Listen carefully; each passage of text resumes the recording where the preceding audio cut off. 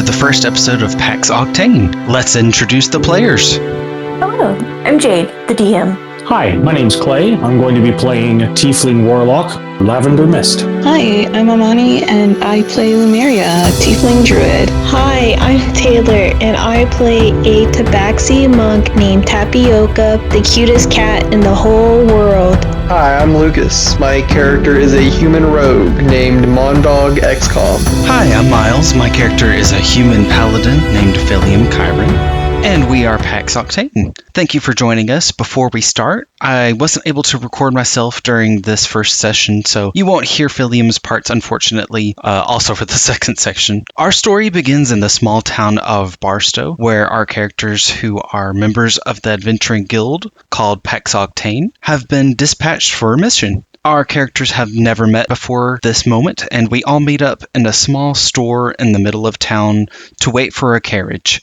2 humans, 2 tieflings, and 1 tabaxi cat are part of this group right now. The carriage will be taking us to our lodgings for the night. We're staying at the Odake Manor, which is halfway through construction at the moment. The owner of the manor is Lord Percival Lafayette Beauregard. At the small convenience store, our characters talk to the store owner to learn more about Barstow. The Barstow town, always been a quiet little town, and we did have the Beauregards to thank for this. We've kept some farms here. Also, the Matin family, they grow their flowers here, just a little up the ways. Oh, the most beautiful flowers. If you've ever been to an event within a 100-mile radius, you know that those flowers are brought straight from the farm here. Now that the Beauregards are deciding to build their manor here, we thought it'd be nice to spruce up the town, 3 miles away might not seem that close, but once the Beauregards come in, there's no stopping it. They're just bringing in money. The Beauregards actually ain't from here. They're new. So they have always worked with the Matins to grow the flowers. The Beauregards with their fertilizer, their fertilizer empire. We sell a bunch of it, and he kind of points over to a corner, far in the corner. It's not a horrible smell, but it's still manure. So it wasn't you, I say under my breath. He's like, pardon? Nothing. Anyway, continue. Yes, well, Lady Beauregard was, kindest woman you've ever met. She decided that she would actually like to be closer to the Matins, the flowers and all of that. They work together, beautiful business, beautiful fields of flowers, and like you've never seen. And I know that with the farming around here, we're just going to flourish. We'll be able to sell more because the manure grows the most vivacious fruits and vegetables, let alone the flowers. I can't tell you. The flowers are wonderful. Are we getting into like a Hatfield and McCoy situation here? They're friendly. Yeah, they're friendly. So they're working together. They're business partners. Yeah, I don't know. I guess I just don't trust like that. But I mean, we can make it one if you want. Guess you'll have to find out. Maybe there's something happening. Y'all want to get fired? Y'all trying to get on unemployment? No other guild will take you if you don't stay in this one, so... Don't forget, we're here forever. Yeah, you can move up you can move up and beyond, but not if you're getting fired from PAX Octane. If you're getting fired from PAX Octane, no other guild will want you. Well, after he's done saying all that, I give him a pat on the shoulder and I said, well, that's good to hear. I'm so happy for you and the town. I hope that you guys prosper. Well, thank you so much. I'm excited for it all. And so he kind of looks at all of you, and Lavender has been speaking, and like I said, a town full of humans. He's kind of glancing at you, and he's kind of glancing at Lumera. Nothing vicious. He just never seen it. See something you like, partner? What was that? I said, see something you like, partner? And he's just not quite sure, so he looks at your clothing and stuff. He's like, well, I guess that is a very nice, your beard's lovely. And so you said fucking with him, and he kind of takes a little step back, and he kind of glances around, and he's like, well, if you need anything, just let me know. I'll just be here finishing up some paperwork. And so he dips his quill back into his inkwell and continues to write in his ledger. By the way, partner, you've been smearing ink all over your forehead this entire time. Huh? Anyway. And so you say that, and he turns, and there's a mirror, dusty, and all of that, and he kind of like stands up on his tiptoes. It's on the back wall behind him, and he looks up and he's like, "Oh, thank you." And he gets a different rag, and he starts to kind of like clean himself up. Nothing to be embarrassed about getting so intent on your work, sir. You know what? I appreciate that. It's a fine store to have, running the post out. I send people their mail. It's good to know that you're delivering good news to people. That's how I like to see it. Good news to people. It's a noble profession. Thank you. Your profession noble too. I thought about joining PAX Octane. Lovely group. But I felt like the town needed me.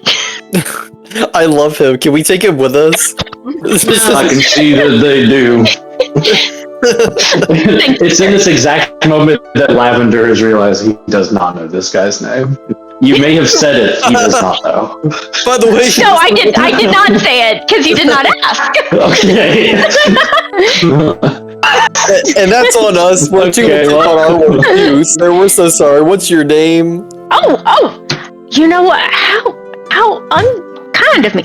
Eric Sullivan, pleasure to meet you. And he at first reaches out his hand, but he kind of looks at it and he realizes sweat and the ink, and so he kind of pulls it back, and he continues to wipe his hands on that cleaner rag, and he's like, it's a pleasure to meet you all. Your names? Mondog. And you all say it at once, and so he just kind of smiles and nods, and he's like, well, all right. I didn't say my name. Well, he doesn't see you. You're hiding behind everybody. Okay, good. Just so you know. I just want to make it aware that I did not say my name. I wanted to be let it known for the court, for the record. I do not want to be near this man anymore. Okay. Well, would you like to step out? The pronunciation of my character's name is Lumeria. Lumeria, thank you. Lumeria, okay. Lumeria, thank you. We appreciate that. Also, welcome. I like America. And so Lumeria changes their name real quick. I'm proud to be a Lumerian. I'm proud. That's right. So, like I said, Eric kind of goes back to his ledger. He gives you a small smile and a nod, and he goes back to doing whatever he was doing. Do you guys? You only have 5 minutes. Do we want to talk amongst ourselves? Make sure that we have the whole party here. Miles, where are you? Where is Philium? So, like you said, it's kind of a small town, so it's not a lot. There is a large pile of bagged manure over in that corner, because it's mostly a farming town. Just to let you know, in this town, truly small, because like we said, the bigger town, Rabath, is only like 5 miles away. So a bit of a trek, but like if you truly need something that isn't at the store, you can get it. In Barstow, there is truly only a church and a butcher shop, and then your post office and general store combined. It's very small, but like I said, they're rebuilding. Maybe some new things are going to be coming in. Not anytime soon while you're here. I'm shocked they have any news to get to anybody. Well, people here. Well, again, farming town, and the bigger town isn't too far away, so you got some people here. It's one of those like pit stop places. If you thought that you could make it a little further to the next town, but actually you can't, beautiful, you're here. We passed a Flying J. I need some caffeine. So to continue with what Miles had asked, manure in the corner. There's a table full of farming tools and things to repair farming tools. There's a little section you would consider your groceries, your grains, and your vegetables, and you can see that, yes, all of that, beautiful. It is thriving. They are gigantic. They are juicy. They are so delicious looking. And you can suspect that it's because, like he said, because of the Beauregard's fertilizer. Yeah. That was probably very expensive to dye, yeah. Oh, there you go. That's lovely. So in front of you, your usuals, your cabbage, your lettuce, your tomatoes, your cucumbers, zucchinis, corn, thriving. All delicious. There are some fruits, not as many, we just haven't gotten there yet. Everybody's looking for a veggie. Fruits are kind of, hard to come by during certain seasons, but summer is slowly coming to its end, so we have a few apples. Apples are great. Did anybody want to get anything? Like I said, there are a myriad of things But anything special, you'd have to go to the other town, or you could order it. There's a post office, they can have it delivered to the post. I think I'm gonna play my chances with whatever foodstuffs is actually at the manor. So. All right. There, then yeah. I'm an obligate carnivore, so. Okay. Okay. So, I think we've taken a look around. Did Philium want to get an apple for Starburst real quick? Okay. 5,000 gold. Yes, so where he is at, there is a little register right next to where he's filling out his ledgers. And he notices you, and he looks up from his ledger, and he's like, oh, good, welcome. That is a lovely suit of armor. And he kind of, looks at what you have, and he kind of rings it up on his register, and he's like, all right, that is going to be 2 copper pieces. Thank you. Mm-hmm. And he looks again at your armor, and he's like, oh, are you part of the party, the PAX Octane party? Oh, well, it's wonderful to have you. Oh, I'm so excited. And he lets you know, too, what he told the others, that the carriage should be arriving shortly with Miss Rosalind in it. She was going to pick you up. Oh, like I said, nothing gets past the post office. Always got the news ready to go. I wave you over to... I've sat down next to... I'm guessing the tieflings are still together, like, chilling. I think if we're all here, we're just kind of making polite small talk with everybody at this point. I was about to say, if we're all together in, like, a general area, then I was just I'm like, well, here we are. How's y'all's trip over here? Long. We are. Mm-hmm. Yeah. That's what that sounds like. I was not ready for that, sorry. Yep. What is this, King of the Hill standing out on her? Yep. All right. Well, unless you guys wanted to continue this riveting conversation, Miles, if you'd like to go give... opportunity to make him sound like Hank Hill. I didn't even think of that. You could still do it. You could just say that you've had a frog in your throat the whole time. I'll tell you what.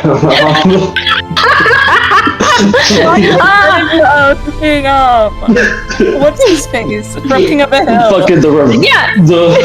Hank Hill,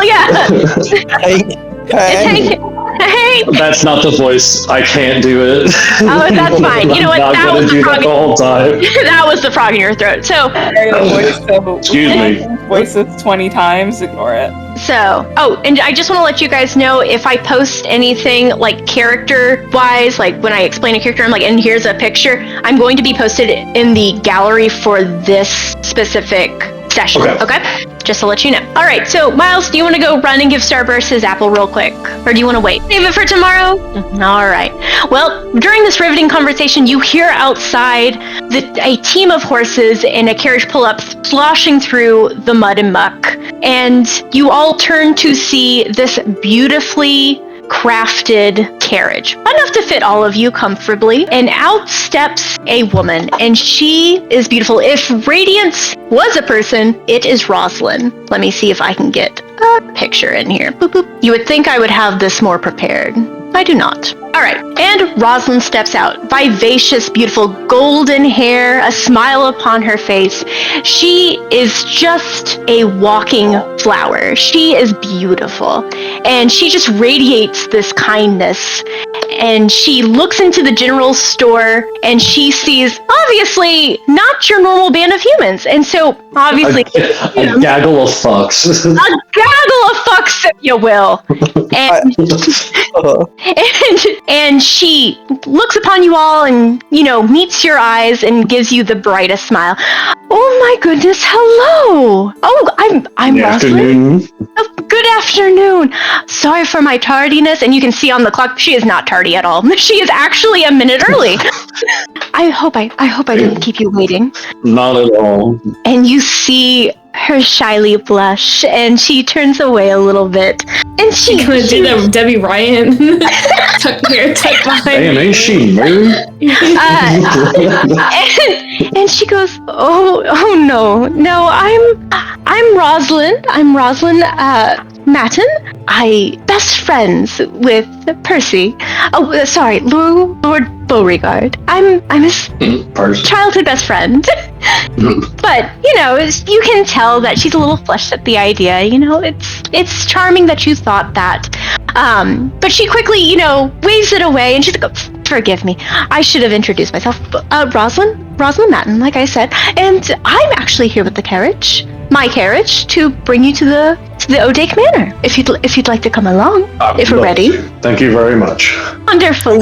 So, Are you doing this as a personal favor to your friend, or are you employed by the Beauregards? Oh no, a personal favor. Like I said, we've been childhood friends for years, and she kind of like glances around, and sees Eric, and she kind of gives him a little wave, and she's like, come along, I'll explain more, and I'll tell you all about everything. So as she walks you out to the carriage, you can see that on the back of the carriage there, like I said, it is carved beautifully in this flower motif, but on the back you see that there are a few vases of these beautiful, vibrant flowers. Just pick. Nice. Stay on theming. Damn. And that smell that you had encountered into the general store, no more. It is fragrant, it is beautiful, and you feel this sense of calm. And not just from the flowers. If you happen to be standing close to Rosalind, you also notice that she smells just divine.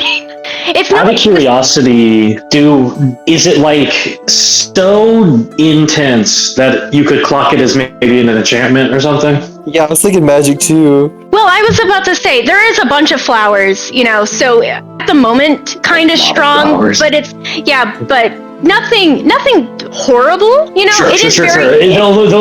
It was more that, like, if there was like such an immediate change, I was kind of curious as to whether or not this was something that they had like glamoured onto the card or something like that. No. Excuse me. They are kind of stuck in like carrying vases on the back. Like she's transporting them somewhere. Normally they are not there. Okay. They are freshly cut. She is taking them somewhere.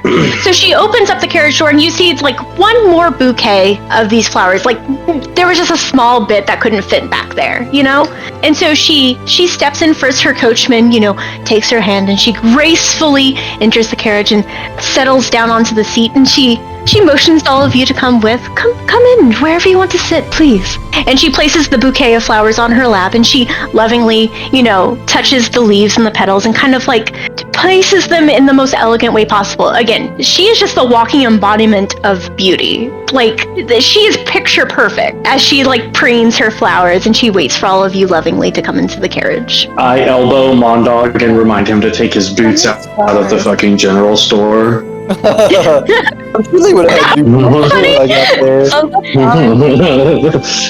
Nobody wants to see your damn dogs, brother. I was saying, of the flowers, the bouquets, would Lemuria recognize any of them as being significant in what she has? No, not really. Like I said, again, I hate to state this constantly, but Eric told you that the Mattens and the Beauregards work together, so you can tell that these flowers are bigger than they would normally be, but you can speculate that's from the fertilizer, so more vibrant, they're bigger than usual. Marigolds and peonies and just things of that nature, right. But no super significance. This is clearly just a shipment. This isn't like a presentation. No, this is a shipment. Were you on your way somewhere else? No, just to pick you up and to take you to Percy at Odake. I'm just curious about the arrangement, kind of pointing to the flowers. Oh, and I assume that you're all in the carriage now, sitting, and you hear a little tap from the footman, and the carriage starts to roll, and as it starts rolling, she looks down at her flowers, and she's like, well, flowers bring brightness to any room. You had asked about why I came. And like I said, for my friend Percy, and these flowers are for him too. And she glances out the window a little bit and kind of back at you all. And again, she's still smiling, but it seems a little more serious. And she's like, I'm so sorry you all had to come during this time. I beg your pardon? Well, Percy just came back from a long trip, and he's very worn out. And like I said, flowers brighten up a room. And well, recently the lady of the manor, she left to go visit her grandmother, and she died on the way there. I see. So Percy's having a hard time. And she again looks at the flowers and she gives them a sniff and seems to just kind of lift her mood a little bit, just to have something pleasant in her hands and to think about. And then she looks back at all of you and she's like, and I hate to be like this, but I know that you're all here on your own quest, correct? I'd hate to make it all about Percy, but I am worried about him. I know that this is taking a great toll on his mind. He's only been back maybe a week, and, he got the news shortly after he arrived, and, well, it's just him there. Well, I guess I shouldn't say just him. 2 servants in him. Sybil had, a way with picking servants, and she decided she didn't want too many. They came from her household, and they, I guess, didn't go with her to her grandmother's. Her grandmother was ill, and when she perished along the way, I believe she was buried wherever her grandmother lived. Respectfully, do you suspect foul play involved at all, or? And she kind of tilts her head, and she was like, "Foul play? Well, no. Why would?" No. And she couldn't think of anybody that's Sybil. I don't think anybody would hurt Sybil. No. Okay. I mean, I believe you, ma'am. Yeah. Sidebar. So not a lot of people know about that. A little sidebar for all of you. Okay. Not everybody knows. Again, small town, and it's just, Lady of the Manor, but the Lord of the Manor has been away, and he recently returned. Mm-hmm. So the word just hasn't gotten out, quite yet. He's been in his house. Wait, who died? His wife? His wife. Mm-hmm. I was about to ask if it was his mom or his wife, because I did. Yeah, okay. So Lady his wife mom Bo is dead. Yes, Sybil Beauregard. You have now learned from Rosalind has died. She died on her way visiting her ailing grandmother. They had gotten a letter stating so. Rosalind had gotten a letter stating so because just that day, and she explains all this. It was tragic. I mean, I received the letter for them. I had things come to the house. I knew that Sybil was going to visit her grandmother. Like I said, we're the Beauregards, and the mountains are very close. And I saw Sybil off, and a day or two later, I got a letter stating that she had. If I can, I do an inception check? Insight check, excuse me. Can I do an insight check on the particularly, does she suspect foul play? Her response to that. Yes, you can. Go ahead. Give me just a second here. Since I have robbed you of your digital dice. I have a pretty good insight. It's a 6. Oh no, that's a good point. I should go get some dice, huh? Yeah, I'm sorry. I've robbed you all of your digital dice. You must use your physicals or something else. Taylor, you can go get them on Google. How do you roll an insight check? So you're gonna look and see what you're in. You roll the D20 and then you add to it. Yeah. Okay. Well, you're good. Roll take your time. D20. I got a 13. That's better than mine. Goddamn. So, all right, Tapioca does kind of notice that when she's like, I don't know who. You can kind of tell that, maybe she doesn't know who, but, she knows foul play was involved somehow, but she's kind of like, I don't know who, and I'm just here to take care of things now. She killed the wife to get with the man I see. Do you say that out loud? No. Okay. It's my inner thought. Okay, so... That's why she's dressing up all nice with her toxic to cat flowers. I'm sitting super far away from her. Both paws over her mouth. No. So the character continues on. So as she says this, she's like, he is by himself, and well, the servants haven't been of much help. I don't think they were ever really close, but they only talk about her being in Haven, and that's not, no, I just, yes, and staying at his house? He could probably use the distraction. You are staying at his house, yes. Okay.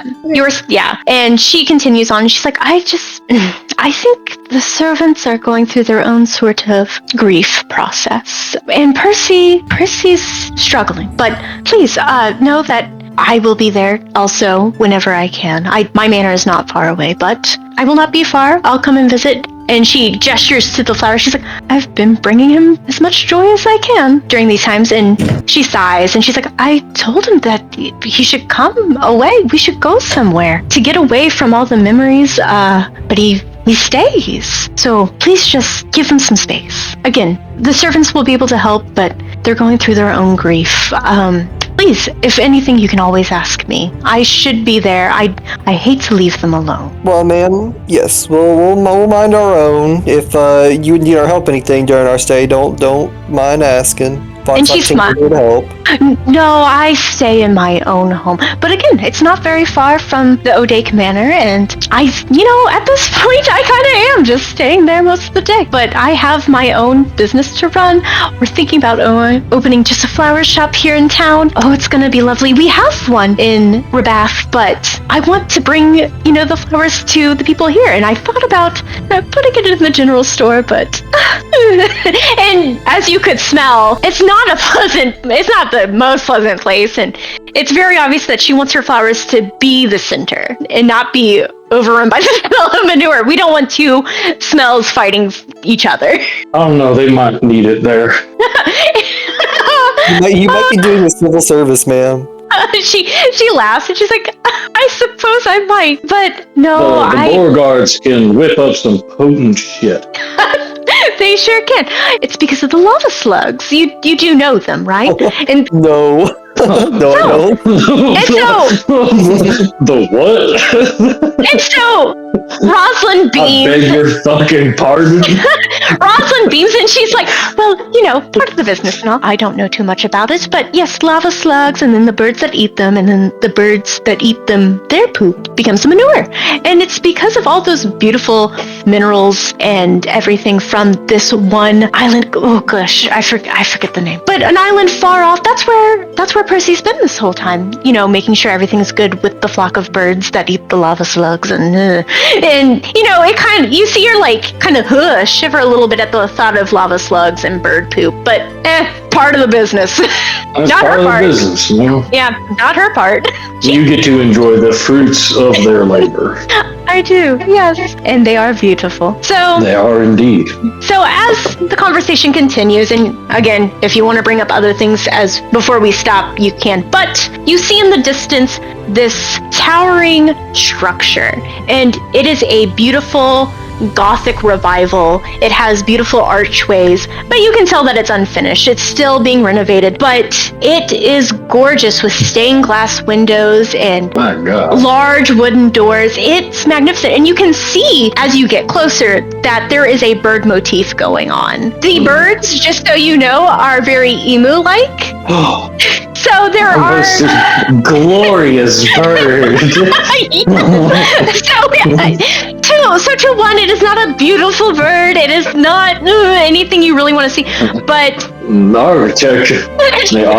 architecture is kind of strange, but it's a beautiful house. Oh, isn't it? I'm very proud of Percy for building. I'm imagining like a emu topiary. Yes, there are a few shrubberies that are kind of emu shaped, and one might think a weird fat flamingo, and then you're like, no, emu. As we go in, I ask her how her and Percy got to know each other, as kids. So once Percival? Again, but Percy Jackson. Percy Jackson. Is he a lightning thief? Is he? Very big. His name is not Zachary. His name is Zach.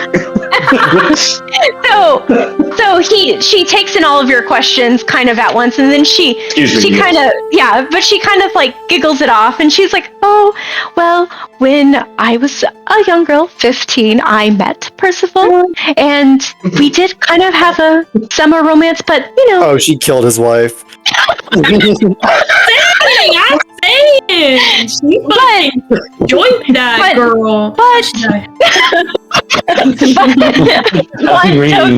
want Tapioca to just be like, so how'd she die?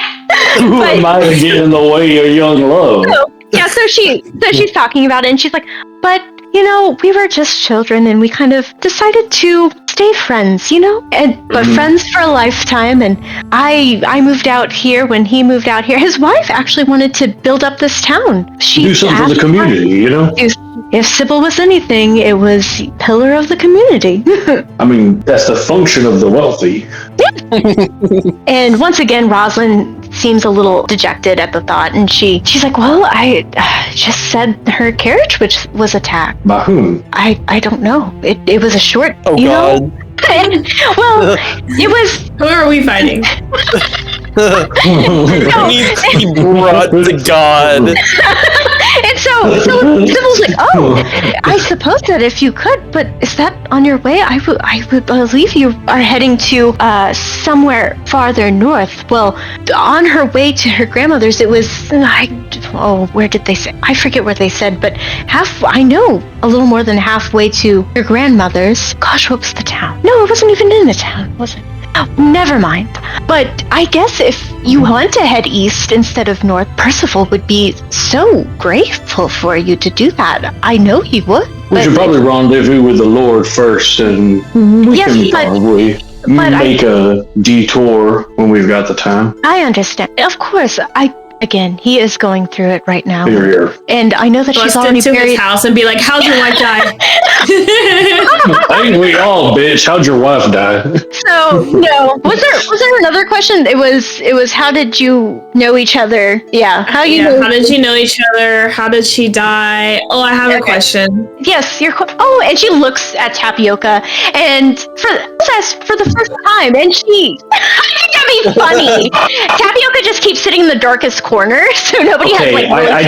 I really want to be clear, because this happened with Fig last time, and I was wrong. Tapioca isn't a furry, she is a cat. Correct? She's a cat. Okay, no, I just want to make sure. She stands on hind legs.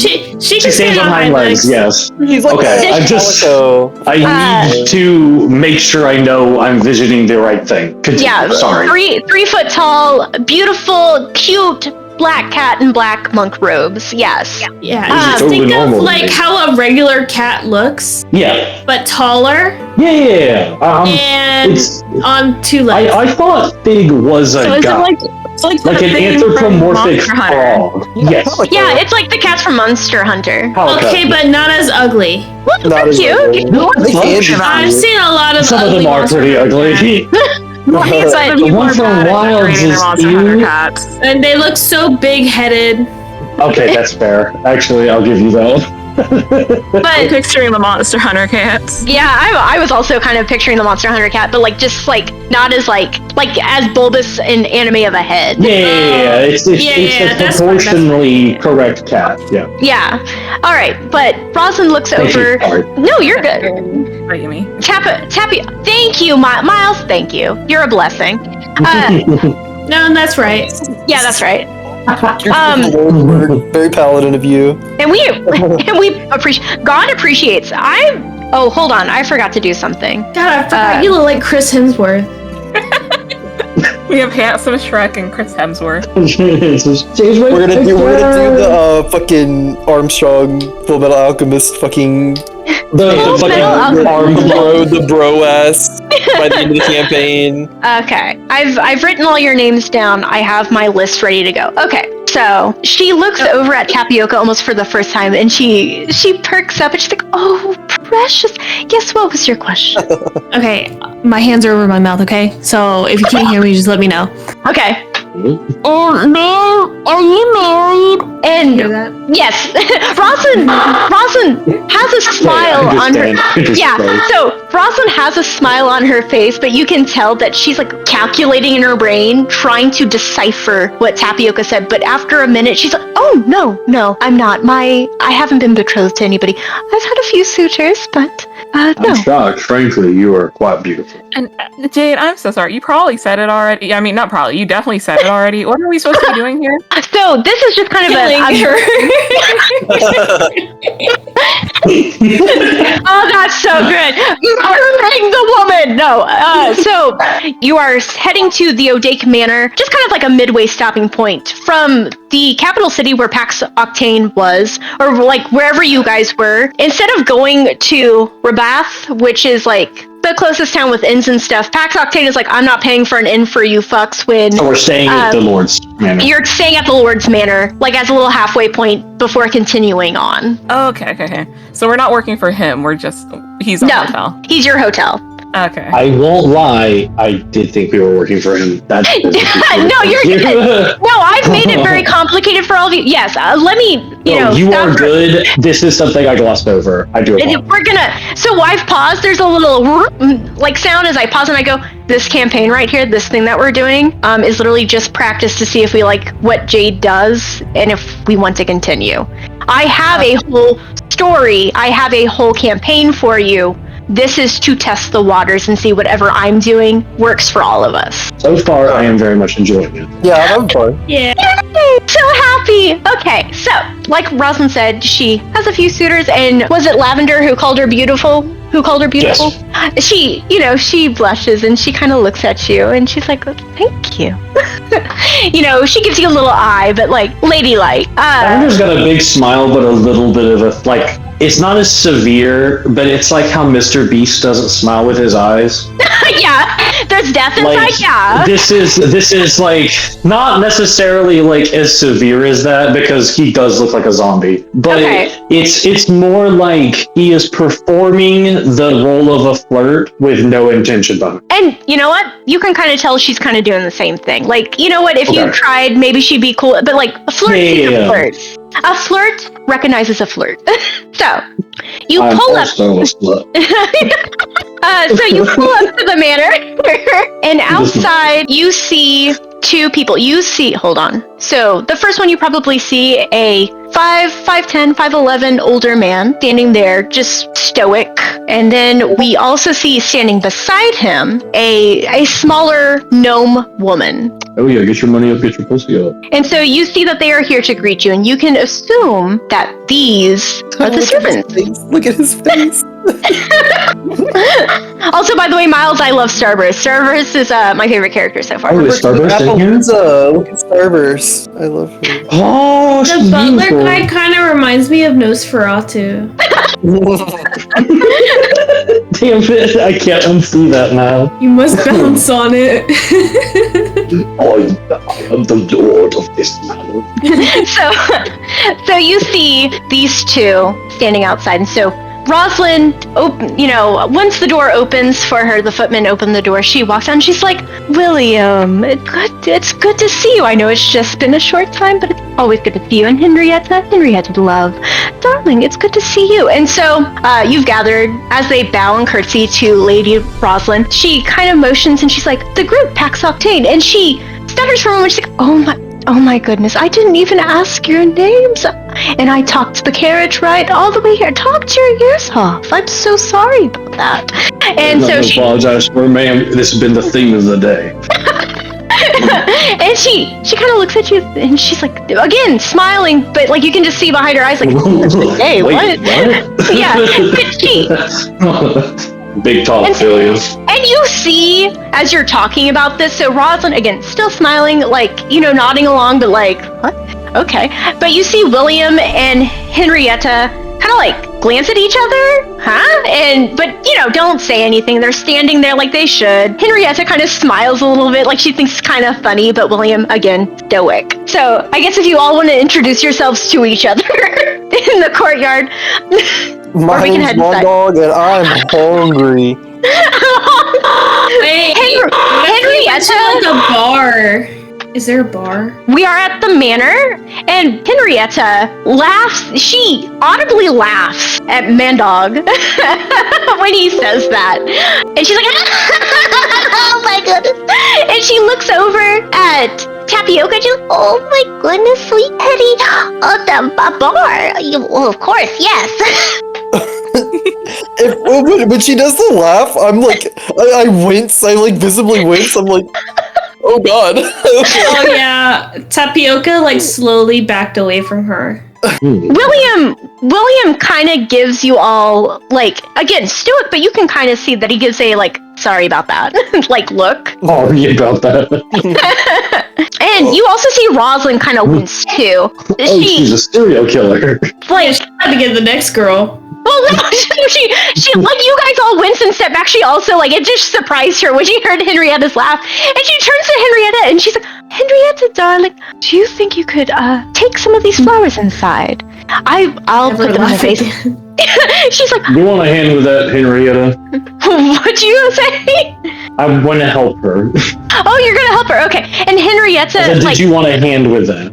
And Henrietta like looks at you and like picks up a braid and like starts to kind of twirl it, and you see like she's about well, I mean, and you see William kind of like give her a little nudge and like slightly shake his head no, and she's like, "No, I'm fine, thank you." And all in support of a woman supporting herself. So she takes the bouquet that Rosalind is holding, and Rosalind's like, "And dear, just set it in the kitchen as normal, and I'll dress it up just fine. You don't even have to worry about it." And Henrietta, you can tell she wants to give an eye roll, but she doesn't. She's got very big, "I'm killing you with my eyes" energy. Yeah, so Henrietta like wants to roll her eyes, but like doesn't. But you just get that vibe from her. You get the vibe that Henrietta is just I'm gonna tell it as it is. I'm gonna let you know how I feel. But this is kind of the Lord's friend, so can't be doing that. And she rushes inside with the flowers. And she waves the footman to get the rest and to follow Henrietta inside. And she looks over at William. "William, darling, are the rooms prepared?" And he nods and he's like, "Yes, my lady, the rooms are ready." She's kind of like, "Well, why don't we all go inside?" We can continue our introductions in the parlor. Thank you. And so she starts to walk inside, and William's kind of holding open the door and giving everybody like a courtesy bow as they walk in. I'm probably going to hang back a little bit, just sort of like kind of gesture the rest of the group to maybe keep a respectful distance, maybe a theater whisper real quick. Okay, theater whisper, go ahead. Again, theater whisper. I don't say this loud enough for her to hear it. We're far enough back that she cannot hear me. She's sauntering in. She's, heading in. Well, she definitely killed the wife, right? Should we take off our shoes? I already did. That's what I was... You left your shoes at the fucking store. Real quick, are we theater? Put your goddamn dogs away, Mon Dog. Hold on. I gotta do a roll real quick. Okay, that's fair. What? I step on a fucking rusty nail. Nothing. William does not hear you. William doesn't hear any of this because I'm like, you're fucking think of that. Yeah, don't worry. I thought of that for you, and he didn't hear a fucking thing. So. Oh God. Okay. Anyway, theater whisper. So she definitely killed his wife, right? I thought what the fuck was that? Like 100%. Thank you, Tapioca was your name? My name's Lavender. I am pleased to make your acquaintance. Oh. Yeah, she definitely killed her. Yeah. Thank you. Wait, let me Google if lavender's bad for cats. Hold on. I'm not lavender. It's just my name. My parents Lavender are not is very toxic creative. to cats. Ooh. I feel like all plants are toxic to cats. They are. It's true. That's that why was we're my in a first very thought, bad by the way. spot. When She you brought all these flowers. Yes, when you got in the cart, I was like, should we keep Tapioca away from the flowers? That's why I sat very far away. Yeah, and she was covering her nose. She's fine. Again, it was just smell. The smell probably just would have bothered her, but it's not like she's Gotcha. eating them. Anyway, I don't smell like lavender. My name is just Lavender. Oh, I'm Tapioca. But you can call me Tappy. I think I might. That's adorable. That's so cute. And you're William. Is that your We might be in the need soon enough. No, you're good. And that, you know what? Because God needs to name you, honestly. I thought your middle name was V.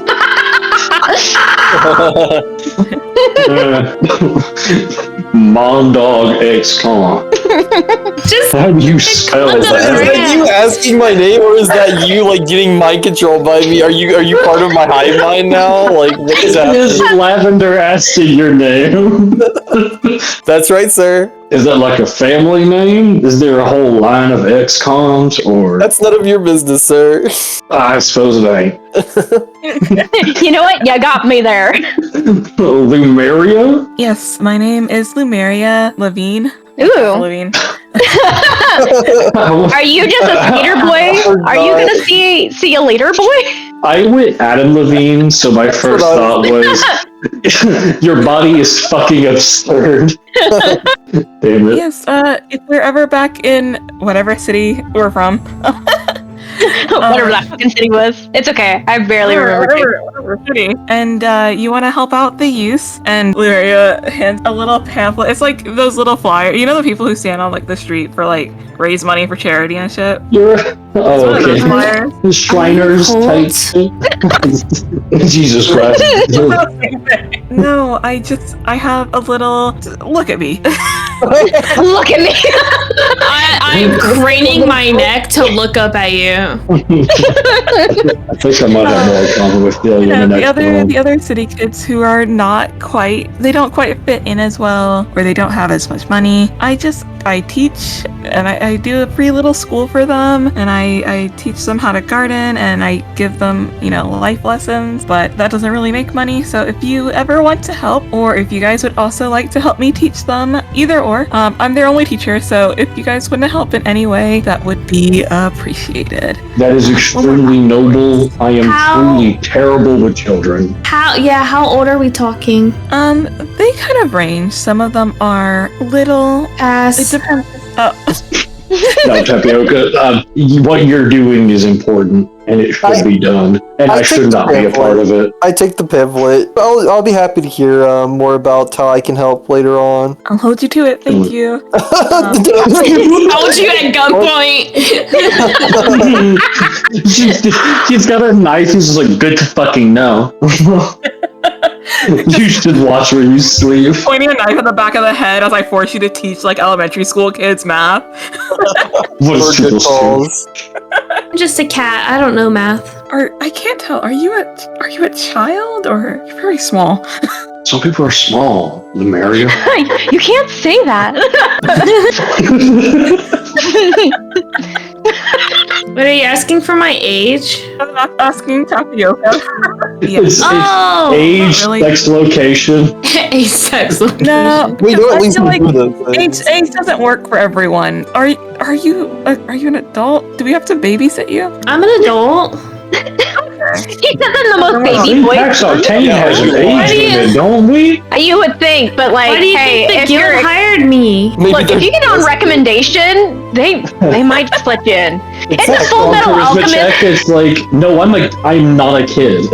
No, it's a Full Metal Alchemist situation. Like, Edward Elric shouldn't have been part of the war as a top leading alchemist, but he was at his age. So it's one of those things. Like, their president is a Fuhrer. I was one of their trusted guild members. And you are, ma'am.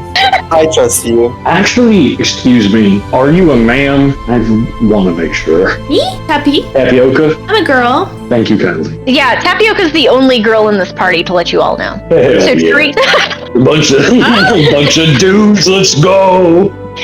Tappy, one of the boys. Let's pump iron. One of the boys. Have we all introduced ourselves? I forget. Who has not introduced? We've gotten the pamphlet to help the underappreciated youth. The cult. Yes, the cult, yes. But for the youth, think of the children! They're the later Lavender politely declined. Did the butler walk in and hear any of that? It's more important to be straightforward and honest. I'm not taking that. But for real though, do we have to take off our shoes? I'm going to assume that you are asking William that. And are you even wearing shoes, Tapioca? Yes. Oh, okay. And so little boots on? I don't want to get my feet dirty. And, William sees Tapioca ask this question, and you get the sense that he doesn't smile at a lot of things, but you do see a small smile form as he looks down at Tapioca, and he's like, "No, madam, you do not. Just fucking adorable." Everybody else has to take their shoes off at Tapioca. No. And he looks at all of you, and he's like, "Please, feel free to just go. We will clean up the mess." All right, bye. Just stomping with her muddy shoes. Look at the diagram now. Now we can all look at the thing that I'm showing you a little bit. Limited edition Nikes. Do not scuff them. I will kill you. So you walk in. Do we want to do a perception check, or do we want me to just tell you? Because there isn't much, Just tell. Yeah, okay. So you can see when you first walk in that this is kind of the grand staircase. To your right, you can see through the door a study. To your left, see through the door is a sitting parlor. You can't quite tell what these other doors are, but you can see that above you opens up and there, and I don't know if you can tell very well, but this. Okay. So you can see from below up top, and this is like a walkway to bedrooms. So it's very open, it's very airy, very tall ceilings. There's a little bit of an echo because you can tell, like they said, they haven't finished the renovation, so there isn't much in here. But one thing that you do notice is a large, beautiful painting kind of at the top of these steps of the Lady of the Manor. Rip. Rip indeed. So we have the Lady of the Manor, Sybil Beauregard. Respectfully, is she as beautiful as Rosalind? No. Wow. So I did send a picture in the gallery. Okay. Oh my gosh. She was pretty, but if you were to be conventionally attractive. Oh wow. This time she's very conventionally attractive. Yeah. Hey, that's incredible. I love that. Thank you. I appreciate it. I did a lot of drawings and paintings for this. Let's go. Actually, is this the actual painting that we're seeing, or is this? Yes, this is the actual painting you are seeing. Okay, I'm trying to get is this thing giving me curse vibes, or like? Would you like to do an arcane check? Sure. I don't know what it is. My Arcana's pretty good. I'm not helping you with this. Nice. Why would you? It's not, for the record. It's +0. It goes based off my intelligence. I get a +1 to intelligence. Okay. Ooh, congrats. I'll take it. Hey, +1 is better than nothing, ain't it? I got a 10. You got a 10. No, you do not feel anything. You see that the look that she is giving is loving, kind. She truly, just from the picture alone, is giving pillar of the community, and you don't sense anything evil from it. No, it's just a lovely picture of a lovely woman. Okay, I love Okay, there are a few flowers. You will see that there are a vase. When you first walk in, it's kind of in the middle of the room, in the middle of this rug right here. You can tell that there is the scent of flowers everywhere, but you can tell that they're a little withered. So that's why Rosalind has brought some more to continue to make. You sure can. God, I can smell that lady everywhere. It's subliminal. Thank you, bitch. You get that, there's something about him. But that could just be the magical leeches, the lava leeches. If there was something, they're withered. There's nothing really there anymore. There's something about them. But whatever that something is, it's not here anymore. Did the butler, what's William, I think? Did he bring us here, to where we are now? Yeah, so he's just walked you in. Henrietta comes out of, and you can see this doorway right here through the kitchen. You see her come out, and she's like, Rosalind has told me to let you all sit in the parlor. So, come along. And thank you for allowing it. So she walks over, and it's to your left. It's the sitting room right here. And she walks you in, kind of like the other rooms. It's lovely. This one is completely done, but it's not fully furnished. There's 2 couches, there's a baby grand piano, and yes, there is a bouquet of flowers in this room as well. Once again, a little wilted. It's time to replace them with something more. Before I sit down, can I talk to the butler? I just want to say one thing. I mean, it isn't. I guess I don't want, at least, what's her name, Henrietta? I don't want her to hear me. Yeah, so she'll walk in and she's motioning everybody to follow her into the room. And so, yes, you can stay behind. And William's kind of standing at the door. So if you want to talk to him for a second, what's your question? Has he said a single word since we got here? Yeah, he told Tapioca she did not have to take off his her shoes. Okay, yeah. Because I just remember nodding and nudging before. Okay, he did say that, yeah. Okay, yeah. I just want to say, sir, we were briefed on the situation with the miss of the house before we got here. I just want to say that I am sorry. I know that it was probably weighing hard on everybody around here, but I do want to say that it doesn't have to be right now, but since we are in his abode, that I would like at least to know I would like to introduce ourselves to the man of the house at some point. At least we will stay out of his hair, of course. Of course. Yes. No. I swear you were about to ask for food. I think you were going to get food anyway. Can we get something to eat? Of course. No, he will be down shortly. We will have him greet you. Absolutely. Does anybody want to do insight? I'd be happy to. Or I can do insight. Perception. But perception and insight, something to like get a vibe from him as he I'm going to do insight. Personally. You sure can do perception. So everybody's. So everybody walks out of the room. Okay, that's much better. Hinia. Okay, so what do we got? I've got a 15 on insight. Okay. Wait. No, you're not. But like with the roles that they have, like why? What? So I got a 15 and a 19. That's obviously high enough. And a 20. Oh, mine's not good. If you just want to touch me, Philium, you can, but it will be weird. Okay. So Philium just grabs the whole party. Come here. Let me guide you. Oh no, they touch in Baldur's Gate. But anyway, so Shadowheart gropes you every time you drive. So this is. Don't mind me. Don't mind me. But this is the first time those who are looking at William as he's speaking to Mundog, when he's saying or whoever was it, Lavender, or was it Mundog that was like, is he going to be coming down to visit? Is he going to be eating with us? I think it was Mundog. Okay. No, that was No, it was William. Yes. Was it Philium? Okay, excuse me. Yeah, it was Philium. No, it's cool. Those who are asking and are there to witness, this is the first time you kind of see like that stoic persona shift just a little bit, and you can see he just kind of. I don't know what the Lord will be doing, but I will call him down, and he will at least greet you. Grief is a hell of a thing. I understand. Yes, it is. And he turns. All right. He goes upstairs, presumably to go get Percival Lafayette Beauregard. Henrietta continues to call you on. Come in, please. All right. You can sit wherever you like. I sit on the fucking floor. I also sit on the floor. And Henrietta, is this like a drawing room? Or? Yes, it is. It is the parlor, the drawing room. You know, so there's bookshelf. I sit on a love seat, arm over the back of the seat. Okay. Oh, a bookshelf. Yeah, there's some bookshelves. I know it's hard on to top tell of the bookshelf. And so Henrietta sees you go from sitting on the floor to sitting on the bookshelf. Oh my goodness. That was incredible. Oh, my ears go airplane mode when she makes that laugh. Oh my goodness. Yes. Oh my goodness. No. You know what, Kitty? You can stay there. And so she also kind of like giggles at Mundog. Okay, I'll go get some tea. And so she leaves. Thank you. I'm obsessed with Henrietta. If anything bad happens to her, I will kill everyone.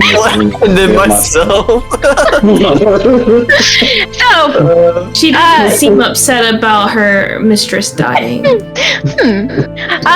was a huge bitch. Have you considered that maybe she's I thought she was a dwarf or like a gnome. He is a dwarf. That's just her voice. Okay. You making fun of a woman's voice? I'm not making fun of nothing. I have no notes. I'm not even as a goof. I'm obsessed with it. It's really Taylor's like, I have many. Please stop. But anyways, but that's fine. Hey, you're not gonna be with her throughout the whole campaign if we decide to continue. Just know that. What are we doing here? Oh, don't! We are just investigating the murder of Lady Bobobo.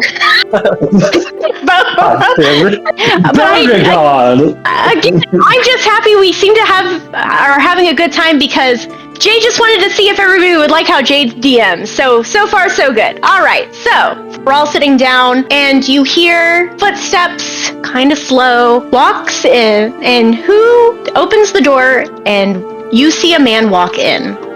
You can assume this is Percival Lafayette Beauregard. Wait, how old are these people? Oh God! I'd murder his wife too. I'm not gonna lie. What?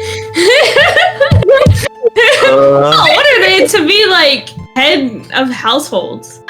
We can get into that, but like mid to late 20s, like mid 20s. I can put the head on the head of the household. I understand why she's dead as hell. But he has. We don't know if she's been murdered yet.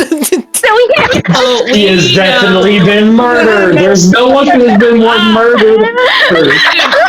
I'm just so happy that everybody likes him. Just to let you all know, I did recycle some of my old drawings. I just went through all the things that I've drawn and I just recycled a few things. So when I heard Percival Beauregard, I was like, no, he's gonna be like at least 40. No, when he showed William, I thought that was Percival. I was expecting someone in their like 50s, but no, he is mid 20s. Yes. 26, kill 27. his parents? Well, I guess you can ask him that in a second. So, again, to set the scene again. So, he opens the door rather slowly, lethargically, and you can see this man is disheveled. He is a wreck. Maybe in a different way. I can fix you. Anyways, so... I can make it worse. There are bags forming under his eyes. You can tell that he is not sleeping. You can tell that the way that he holds himself, he is just crumbling with every passing day. But he holds himself up and does his best to give the most courtesy head bow and a small smile. And even though he is disheveled, a wreck, eye bags, almost as dark as the moonlight night, he is just radiant. Just like Rosalind, he has this beauty about him. This dark chocolate brown hair falls over his shoulders, and the way that he carries himself, this man fucks. Anyways, so... He was in on it. They use this poor woman. I know why she's dead as damn. Like I said, he walks in, this beautiful, sultry man walks in, disheveled, but he gives his most gracious head bow, and he's like, pleasure to meet you all. Thank you for coming. Forgive me for not welcoming you at the door. Lavender maybe overdoes it a little bit with a full, 90-degree angle bow. Like he's...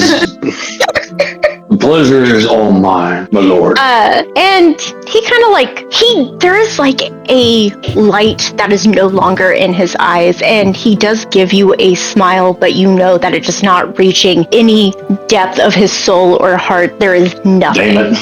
I am not in. He does motion for you to sit. Please. Abort. I am not in. Wow, you're awful young to be a lord. And he looks up at Tappy on top of the bookshelves, and you see him jump for a second because he didn't expect to see this black inky shadow of a being up top the bookshelves. He wasn't expecting that, but he quickly composes himself, and he's like, thank you. My father died. I inherited the title, the land, and the business. You just hear Lord, and you see someone more weathered than yourself. Rough buddy. And when you say somebody more weathered and that's rough buddy, you kind of see him shrivel up a little bit more. Like there's something else that like another stab in his heart. I'm really not in. But with all the grace that he can give, he's like, thank you for...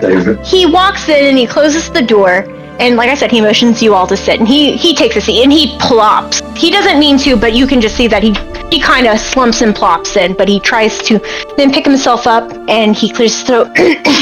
Sorry. How was your trip? Delightfully brief.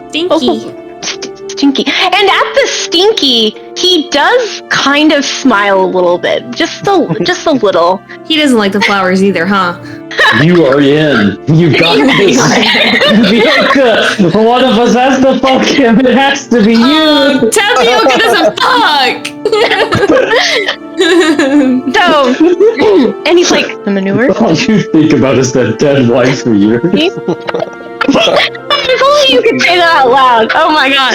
God, it's only okay. Anyway, sorry. And so, like he said, so he smiles a little bit and he's like, yes, a little stinky.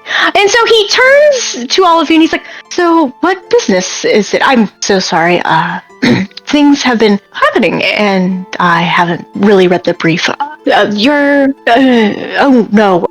PAX Octane requested and I obliged. I did get the implication it was an obligation.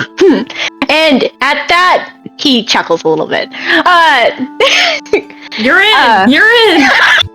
Not that the service has not been truly accepted. He kind of sighs a little bit, and you see him glance at the door and then back at you guys, like no. Listen, sighs, looks at the door, looks back at you. You're good. You're totally good. You're good. Don't worry. And he's like, the service around here is delightful. Rosalind is delightful. I'll be honest. I was more impressed with Henrietta. You should be paying her more. She is truly a delight. You know, she is a delight when you get to know her. Wait, can I do a perception check when he's talking about Rosalind? Like, yes. Does he have like? Yes, yeah. Yeah, not seem like he doesn't like her. Well, go ahead. Do your perception check. Yeah. Oh, Is the murder my wife feeling? This is like Undertale levels of environmental storytelling going on with all the flowers everywhere. I got a 7. You got a 7. You want me to do an insight check to help? Try to help? Yeah. Okay, I got you. Yeah, you're trying to get in, so. Big emphasis on trying because I've been rolling like shit all night. Jade, what would be the? Nope. I got a 5. What would be the without rolling? My passive insight's not super high. It's 13. Would I pick up anything just passively? You can tell. You can just tell he's tired. Too. What the fuck? Okay. So I'll give you all this. You can tell that he's tired, and when my passive perception is 14. Okay. You know what? That's gonna work. So Tapioca, because she's a cat, she can just pick up on vibes pretty easy. Yeah. Vibes are off. The vibes are off. He doesn't hate her. He's just kind of tired. Damn. Not his wife. I'm talking about his best friend. Yeah. He doesn't hate her. He's just tired. And as you can see, Rosalind is very much like bringing joy and let me give you flowers and let me just be a ray of sunshine. And she's excited because she murdered the opposition. She's doing a little too much. And at this moment, Percival doesn't have the bandwidth to experience it all. But he also does understand that Rosalind is helping him. He knows that he would be far worse without her. But it is just in these moments that... Did she think he'd be down to fuck because his wife was dead? Is she stupid? Yeah, do a roll. Okay, so, he does... And your comment about Henrietta does seem to somehow both brighten and sadden him. And you see that He's in love with Henrietta. And you see him, just kind of chuckle a bit, she does get a little bit of getting used to. She is a good soul, though. She brightens every room she's in. You know what? She sure does. She does something. Damn. And, and you get the vibe that it's, once again, like, kind of the opposite. It's an acquired taste. It's an acquired taste, and he is, like, he's warming up to it. And he starts to explain, like, Sybil. She was Sybil's previous maid, and Sybil only kept the best around. Who is Sybil? I'm sorry, what? His wife. His dead wife. His dead wife. Emphasis on dead. That dead wife he can't stop thinking about. But not for long. Call an ambulance, but not for me. I want to talk first of all. I want to say, sir, we weren't aware of the current situation. If need be, we could maybe talk to the guild and see if there's somewhere else we might be able to stay. I mean, losing someone that you love, that takes time. As you're saying this, he glances over at Philium and then back at the rest of you, and he's like, "No, I appreciate what you're saying. I appreciate the thought. But I think this will be good. And my father was a great My understanding, he was a patron of our organization. Yeah, patron. Yes, he was a patron, and I want to respect that. And I do think Sybil explained to me the history of it all, and you know what? No, I understand why he was a patron and he supported all of you, and I appreciate that. Actually, barely 100 years ago, when our family was but lower merchants, actually PAX Octane did help, save some of our merchandise. My grandfather, we owe you so much. Thank you. No, Obligation or not, it is not a debt to be repaid. It is a pleasure to be here. Thank you. Yes, sir, you don't owe us, but we do greatly appreciate your hospitality. We would be happy to help.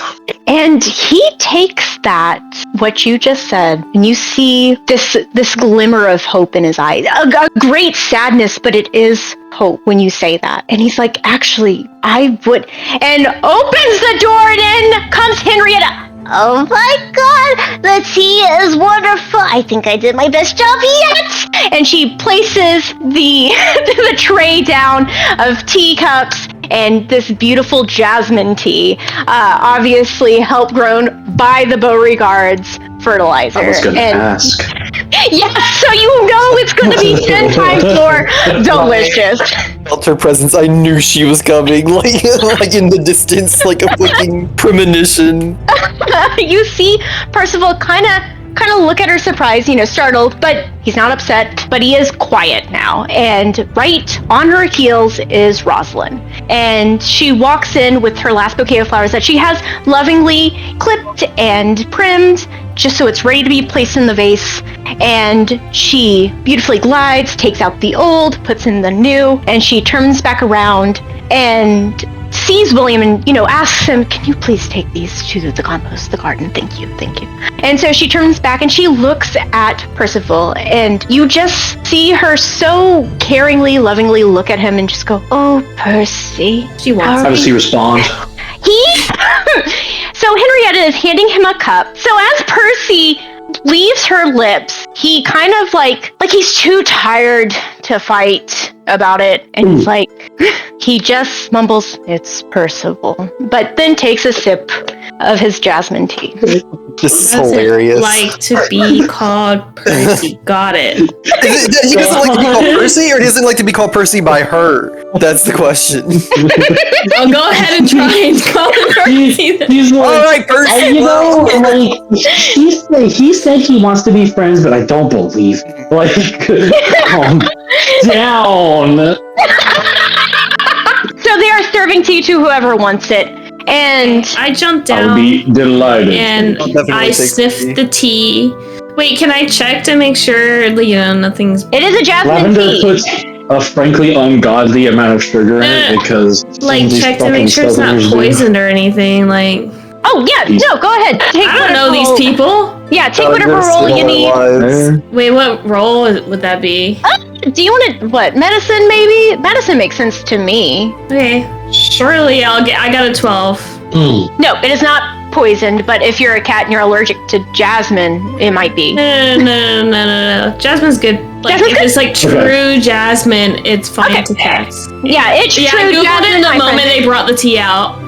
Yeah, you have no worries, my dear. It is not poisoned. Henrietta would never do you dirty like that. And like Henrietta said, it does taste divine. And you know that it's not just because of the fertilizer and the way it was grown. It's also because Henrietta made it. You can just tell. Our love. Ma'am, this is steeped to perfection. Thank you. Thank you.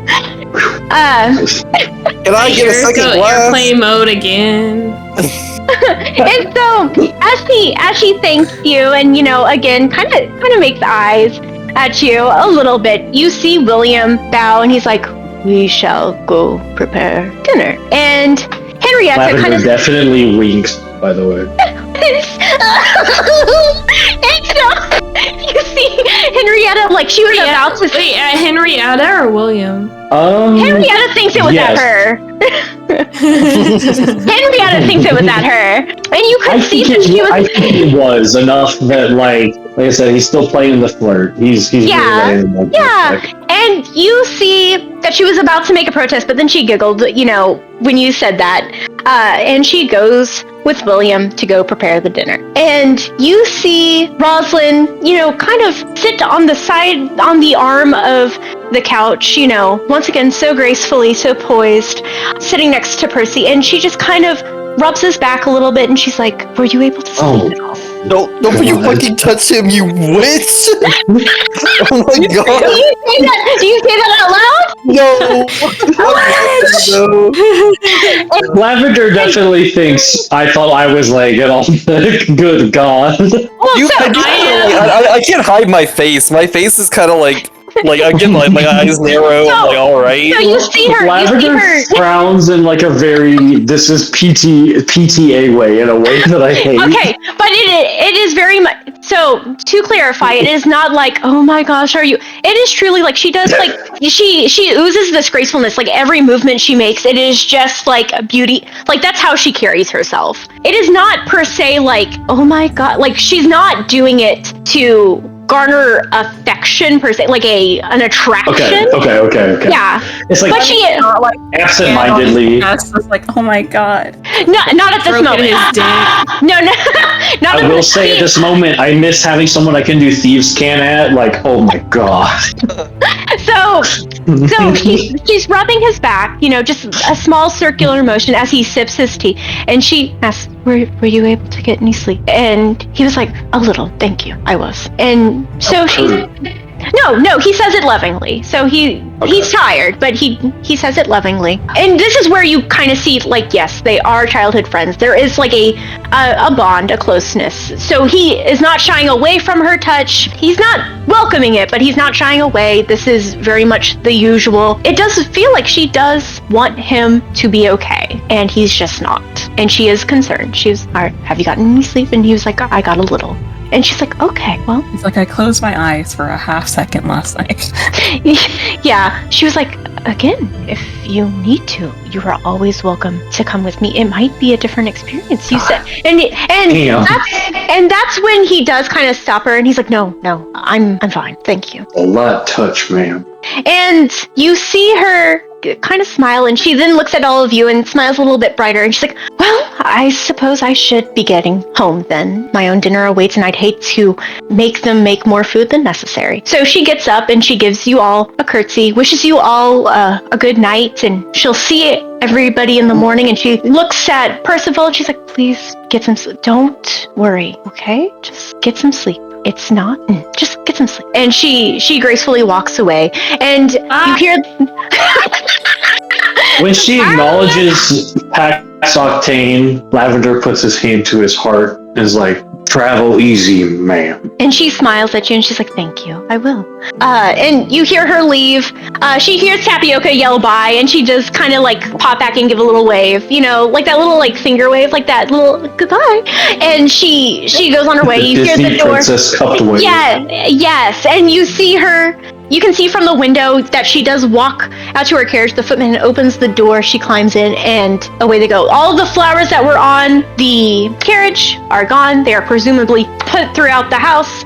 And I want to acknowledge that there are flowers throughout the house, but it's not like overly abundant. There's like maybe one bouquet per room. Okay. Yeah. So like it's not horrible. So the smell is not super overwhelming. Perfectly fine. Do we all get our own rooms? I assume that you asked that to Percival. And yes, I will actually ask that. Yes. Do we all get our own rooms? And he clears his throat and he's like, I am so sorry. We have a few rooms. We have a few rooms upstairs. There's my room, and then there are 2 other rooms. Henrietta is using one of them right now. So, and he looks over at Tapioca, and he's like, "Obviously, we can move her if you do not wish to stay with her." Why would I be rooming with her? Well, we only have 3 rooms. But why would it be me? Well, because 2 women. He assumes that you don't want to sleep with men. You sleep with us, Tapioca. Oh, I'll sleep. I'll sleep with a man. Okay. And so he's like, "Oh." And so he's Woman like, after my own heart. Come on. Yeah. So he's like, not that way. So he's like, oh. And so as you mind, but I do sleep with my shoes and socks on and everything else off though. Dear God, you are a psychopath. I think I hate you, Mondog XCOM. So as you're sitting there, and you can hear not too far away in the dining room, they're setting up the plates. They're getting dinner ready, and you just kind of see that all of a sudden he has something he wants to say, and he looks to the door and then looks back at all of you, and he's like, I actually am very grateful that you're here, and I understand that you are on a different mission at the moment, but I know that it's going to take some time. There was supposed to be a carriage for you here to use, and my wife took it. Anyways, I need your help. Do you suspect that she has not actually passed? No, she has. Okay. And you just see that he grows pale, and he just looks more withered. As he speaks the word, she's haunting me. A ghost! I was thinking ghost. Oh. I'm sorry. Mondog, you fucking genius. We're back in, brother. The portrait is too like Scooby-Doo, like the ghost is looking at me through the portrait. I'm sorry. Turns out it's actually just around the room. The campaign is just the Resident Evil 1 house as a module. Yeah, I told you that this is going to be very easy. This is going to be a very easy campaign. See? Okay. You're all doing great. Are we gonna kill the lady though? Well, maybe. Do you want to get some more information from him and see? Your window is narrowing, Tappy. You've got to get on with it. Yeah. The servants will be coming back any second. She stinks so bad. Do you say that out loud? No, it's my inside thought. All right. So when you say haunted, you mean by the memory? And he looks at all of you and looks at the doors and looks back at you and goes, "No, her spirit." And I don't know. I need you to speak plainly. I know this is difficult, but I need to hear what you actually have seen. It's not. Almost every night she appears, and she haunts me, and she's, oh, my poor Sybil. And you see him trying to hold back tears, but he can't. They are starting to roll. Hey. And he's like, she's calling to me. But I can't. She wouldn't want me to, and you can just see that. I think at this point, Lavender is not as a pass. Genuinely not as a pass. He's kind of grabs his forearm and is like, "Which room is she in?" I've seen her in my bedroom. I don't know. I've seen her a few different places. It's only at night, but I can't sleep. Respectfully, my lord, we can post personnel in your sleeping quarters to make sure that you sleep undisturbed this evening. And he again, that hope comes back, that sorrow, but it's hopeful, and he nods and he's like, I thank you so much. I really do. And honest question, Jade. Yes. Given that if this is not something you were prepared to play with today, can I commune with my patron to see if I'm able to suss out whether there is an actual spirit involved in this? You can sure try. How? I don't know how. That part you gotta tell me. The warlock before. That's the thing. So I wasn't expecting anybody to commune. You can if you want to. I'm not sure how that's done. That's hugely why I'm asking. Yeah. Anybody so, got speak if you are not prepared for that, but that's the thing. If you can, if you, I assume that you have to make a roll or something. So if you know how to do it, darling, I will build the world for you. Let me double check how this works. I think that I actually have to be a higher level to do active communion with my warlock patron, but let me double check just to make sure. The fastest way to level up is to kill that lady. Yeah, you're right. Negative experience. Take your time. While you're doing that, I am going to play a little bit more, so listen to your leisure, because he does look over at Philium, and he's like, I'm so sorry. I don't want to assume, but you, Paladin, you have a god. You could connection to God. No connection to God. Oh, damn. I do have the crafter feat, so I could carve him a small wooden duck, but that's about it. So carry on. I mean, what if that saves him though? What if that's all that we needed to spirit away? No, retcon. That's what he's been doing with his hands idly in conversation. He is carving a wooden duck bath toy. Okay, fun. Okay, so he touches his arm for a second and, then brushes the wood chips off, the wood shavings off of Percival's arm. He's like, sorry about that, but it's like, oh good, we can be in the room with you if you need to. Again, he thanks you all. He does ask Philium about his god, because he's like, depending on what is it, I want her to be at peace. She deserves peace. She doesn't deserve. I don't. If I can retcon my own dumbass statement. Yeah, sure. Go ahead. Can I carve a holy symbol if there is such a holy symbol clear in this space? Okay. If you like any holy symbol, I'm willing to take that. If you can be like, this is my holy symbol, I'll take it. I'm going to try and suss out one from the space. Lavender is not a holy person. But as you're sussing out things, and he's telling Philium, I wish to have her move on. He then quickly goes, how is she? Does she seem in pain? No, she's just, and he can't even. She's not at rest, and she's vile. But that's not who she is. She must be tied. And was it me? I didn't. Vile how? My fault. She's saying it's my fault, and it's to leave. But she needs to move on if she really is gone. And is it because I was gone so long? I was in the islands. This is not you or fault. No. And he looks just astonished that you could even think that, and he it didn't even occur to ascertain this was a statement, not a question. This is not his fault. This is I'm reassuring him. And he calms back down. He's like, no, I loved her. Don't get me wrong. I believe that. Yeah, don't get me wrong. We didn't start out like it. It was a love that grew. She's my everything. She was my everything. And that's when opens the door. Dinner's ready. Dinner's ready. Dinner. I take it back. You damn it. I run out. Walk into. What are we eating? Wait, are we eating in he here? does not say that. No, you're running to the dining room. So it's across the way. If you look at our little map, I know there's no chairs. There are chairs there. It's the dining room area. I bolted. Okay. So, whatever. Happy, it's okay. She's just wild. Whatever composure Percival had lost, he brings it back as much as he can. Again, disheveled, sad, despair.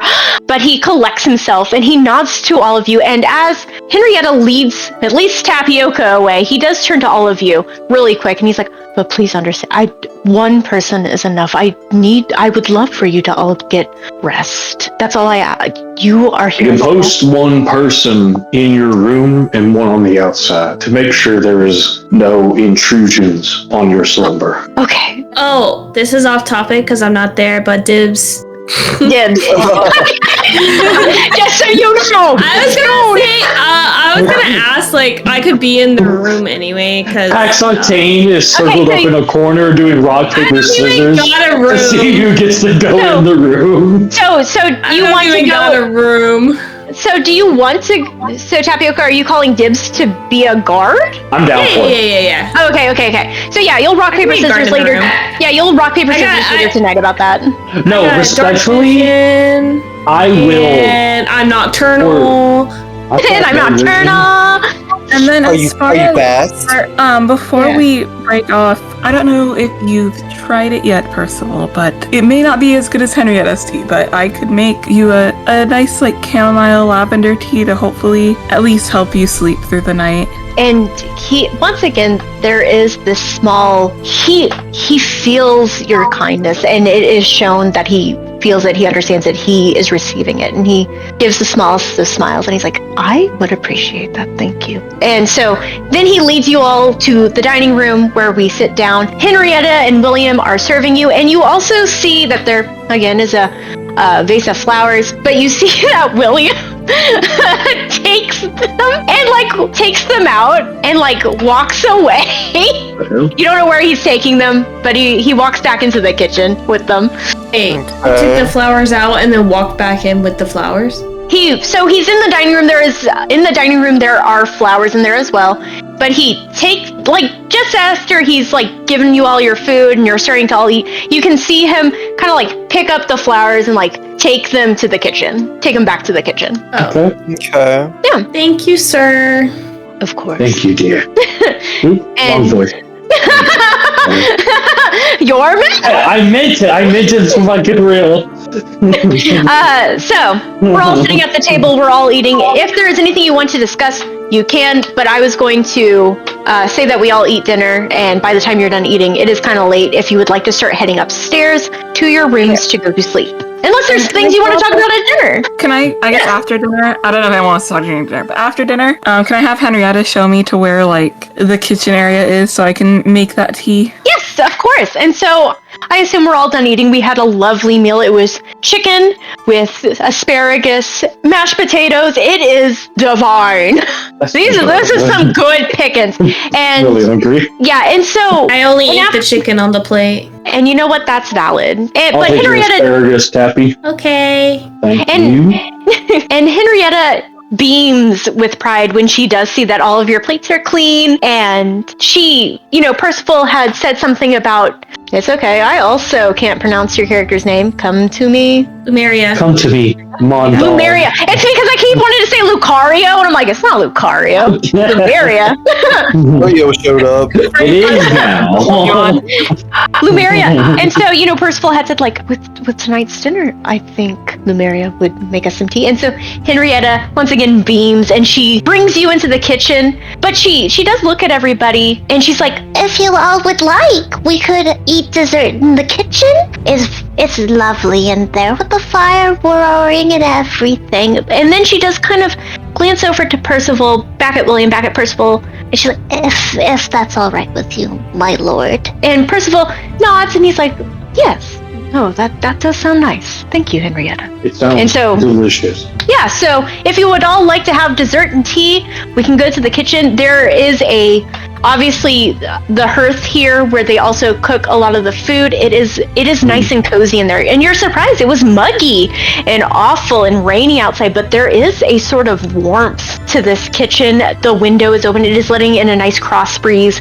So there is you have truly insulated this place from the outside world. It's actually quite pleasant in here. You see that Percival was about to say something, but then William speaks up. And he's like, my ladies wanted the home to be a fortress like no other, a home of homes. I thank you for that. And Percival kind of nods, and he's like, yes, Sybil. You're very welcome. Sybil wanted this to be a great home. So we all sit down, we're having tea and everything. Cake. We love a little kiki, a little vanilla, because Henrietta was about to make chocolate, but then she saw that one of her guests was a cat, and she was like, I don't know if cats can have chocolate, so I just made vanilla.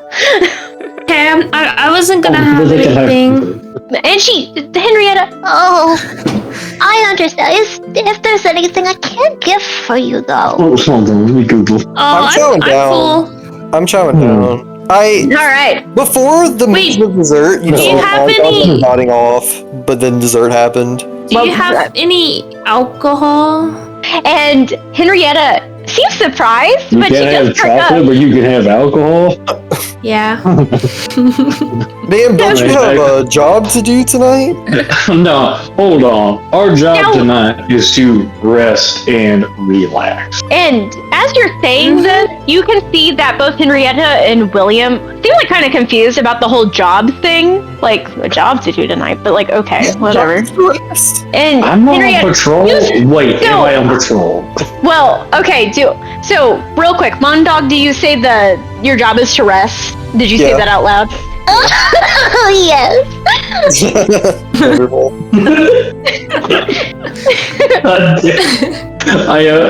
It's incredible. It's just genuinely, I thank you for committing this hard to it. Oh, I'm so happy. happy. I'm so I am not happy. laughing at. I am laughing with. This is incredible. Oh, thank God, because sometimes I'll do voices with other people, and they'll just kind of like, there's such a long pause of like, oh, I shouldn't have done a voice for this character. No, 100%. I am. Yes, really I'm on the exact same stage. It's Yes, feed my ego. it's really Yes. good. It's really good. Immersive. Yay! Genuinely and honestly, it is. I really liked it. That's all I ever wanted. All right, let's continue. So, but Henrietta, you do see her kind of like, she's doing this weird step where she's like, Oh, the kitty wants liquor, and so she starts to move towards the liquor, but then you're like, don't you have the job to do? So she kind of moves back like, oh, the kitty doesn't. And then the kitty's like, no, I can't. And she's like, oh, the kitty wants some liquor. So she's kind of like doing this weird dance, like, She's shuffling. Yeah. Kid, would you like some? Yes, please. Do you have a preference? I can make a wonderful cocktail. You know, back at my old home, down by the docks, everybody was a hard drinker there. You know, so I learned to make some really good drinks. If you want something a little fancy. Listen, someone with gin, like too much gin, arguably, but frankly, Oh, a gin I like boy. how herbal it is. A gin boy. You got it, gin boy. And so she goes over and you just see her whipping up some cocktails. Like, she is fast. She is quick. And she brings like over 3/4 a bottle of Hendrix with one. she's being generous. Because that's all all Henrietta has ever known is being generous and beautiful. Oh. He cups the glass underhanded like a martini glass. He takes a real long sip. And she is not phased at all. She expects it. So Wipe down the whole thing. Oh, and that just brings her to, oh my God, that's home. Damn, that is a drink right there. This is really good. Oh, thank you. I know the boys back home miss me. I do miss Father and all the boys. Oh, and Mother, I do miss it. And then William just kind of like gives her an eye, and she's like, oh, I'm happy. There's no offense. Oh, Generously, William, we are not. Thanks for and he clears his throat, and he's like, of course, thank you. And she waves it off, and she's like, oh no, William's silent night, and I'm a little talkative, you know, and I know that sometimes I get on his nerves, but like, he loves me, don't you, William? And you see, for a second, he's kind of contemplating, but he does kind of like give a small chuckle and like nod. Yes, friends to the end. William, you've seen The Quiet Store. What's your family like? My family? My family has worked for Sybil's family for generations. But Sybil and I had a close bond. You know, really? I don't want to say father figure. Her father was wonderful, but a father-like figure, you know? The lady of the house needs a confidant, after all. And he kind of beams at that when you say that. And he's like, thank you, exactly. She does. Always need somebody on her side. And that's where I want to be. So, we've downed some drinks, ladies and gents. We've had some cake. We've had a marvelous dinner. Was there anything else we wanted to talk about before we head to bed? William didn't drink. All right. So who did drink? I did not drink. Oh no. Okay. Okay. Yeah, so the two people that were fighting for guard have drunk. That's true. Lavender is not drunk, but he's definitely sane. Okay. He's very clearly more talkative than he was before having a few glasses. He really wants to know more about the lady of the house. Okay. I actually think I can't get drunk. Crazy. Is that a cat thing? No, I'm Is that a monk thing?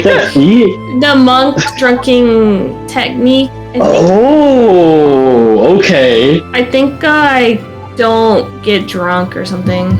That's how it is in Baldur's Gate, but I don't know if it. Okay. For what it's worth, Lavender isn't like half in the bag. Like he's not drunk under the table. Okay. He's just maybe a little more open than he was earlier. Yeah, and Henrietta is just beaming because again, this feels like home, and she pins you two as family now because we love company that can drink.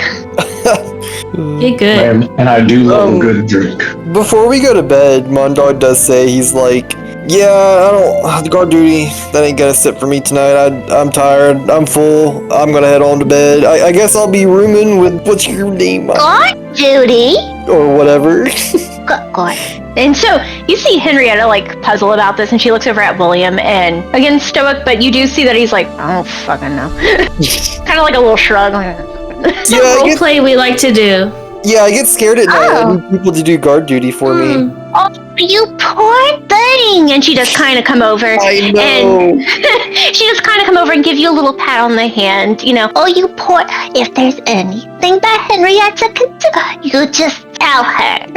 Absolutely, I will. Thank you so much, ma'am. Mondog's in his own room. I don't want to room with Mondog anymore. Well, you're not doing guard duty. Maybe you're looking at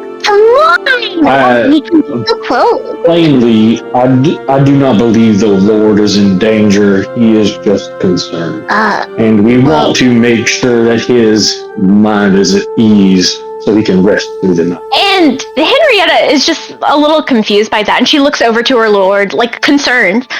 Worried? What are you worried about, my lord? And I did not think he was still here. Excuse me. Yeah, he came with you to have tea and cake. Because I thought we were away from everybody but the party. Like, No. when I'm not gonna retcon it. I've had enough alcohol. It's fine. Yeah, sorry, we're all in the kitchen. We're all having cake and tea. Whoever wanted tea, whoever wanted liquor. We're all sitting here. Speaking of Henrietta, your tea is... Excuse me. No, Lumeria made tea. Lumeria, your tea is truly delicious. Oh my god. And she looks over at Lumeria. Oh, Lumeria, if I could get the recipe, please, please, please. It was wonderful. Please, if I could get that recipe, I would really I did not invite this. I was just trying to pay a compliment. This guy drank alcohol and the chamomile tea? Yeah. I'm thirsty. We're gonna be knocked out. And you're on guard duty. Unconscious. Don't worry, I got this. But Emerald Grey, I need some caffeine in me. Please. So Henrietta, you can tell that Henrietta has been bouncing from one thing to another. So she's already forgotten about the Lord being concerned about anything, so we don't even have to worry about that. The Lord, at this point, too tired to even go back and be like, well, actually. So was there any other things that we wanted to discuss? Because at this time, William bows and he's like, I think I will take my leave to my quarters. It is getting rather late, but please, if you need anything, call. But Henrietta will be closer by, but Henrietta will grab me if need be. Good night, my lord. Good night. Good night, my lord. I hope the tea works well for you. It will. They bowed from Lavender. Yeah, and well, this is William. William's departing. Yeah, it's Good William. night, Mr. William, sir. Honestly, he might have still vouched for William. Yeah, no, and you know what? All of you bow to William. William's fucking fantastic. He's holding down the fort. Henrietta brings the food and the laughter. Oh, you know what? Bowing. Yeah, I'm not bowing. I bow to no one. Thank you, Mondog XCOM. I knew you were a man of... So he does leave, and if you look on the map, you can see that he exits through this back door in the kitchen, and these are the servants' quarters over here. It's just one of them's kind of drafty still, so this one right here is for William, if anybody needs him. They put Henrietta in the drafty room, huh? Well, so like I said, it's drafty, so her lord was kind and let her sleep upstairs in one of the nice rooms until they fixed that room. Honestly, a drafty room might be kind of nice in this fucking weather. Well, remember, this place is a fortress. It's very well ventilated. Okay. Wait, why is that room drafty then? Well, because it's nearer to the construction. The ghost is... Okay. Oh. The ghost is there! The ghost is in there! Yes, you do kind of pick up that they don't know what the fuck you're all talking about. Tapioca, I'm going to bring you the thermometer, ghost dots, and writing book. The EMF.